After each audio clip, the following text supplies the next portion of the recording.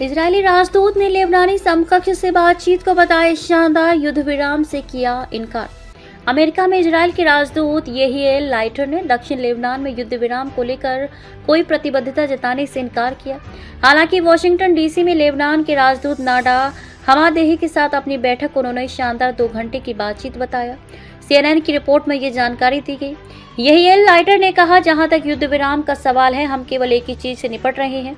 मैंने ये बहुत स्पष्ट कर दिया है कि हम इजरायल के निवासियों की सुरक्षा पर फोकस कर रहे हैं। उन्होंने कहा कि हिजबुल्लाह को लेकर इजरायल और लेबनान सरकार व्यवहारिक रूप से एक तरफ ही है।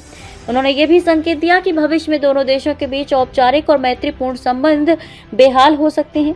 हालांकि उन्होंने जोर देकर कहा कि इजरायल की हिजबुल्लाह के खिलाफ सैन्य अभियान रोकने की कोई योजना नहीं है।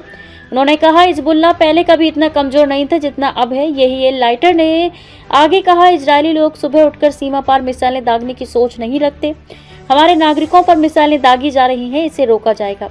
हम हिजबुल्लाह को हमारे आबादी वाले इलाकों पर लगातार मिसाइलें दागने की अनुमति नहीं देंगे।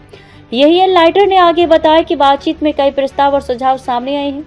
उन्होंने कहा कि दोनों पक्ष इन प्रस्तावों को अपनी अपनी सरकारों के सामने रखेंगे और ये भी संभव है कि आने वाले हफ्तों में वॉशिंगटन में फिर से बैठक कर बातचीत जारी रखी जाए। पश्चिम एशिया में जारी संकट के बीच इन शांति वार्ताओं की शुरुआत हुई। ये बातचीत ऐसे समय में हुई जब अमेरिका, इजरायल और ईरान के बीच एक अस्थायी कमजोर युद्ध विराम लागू है, जिसे केवल 1 हफ्ता ही हुआ है। अमेरिकी विदेश मंत्री ने क्या कहा? अमेरिका के विदेश मंत्री मार्को रूबियो ने मंगलवार को वॉशिंगटन में इजरायल और लेबनान के प्रतिनिधियों के बीच बैठक का नेतृत्व किया। उन्होंने उम्मीद जताई कि दोनों पक्ष शांति प्रक्रिया के लिए एक रूपरेखा तक पहुंच सकते हैं।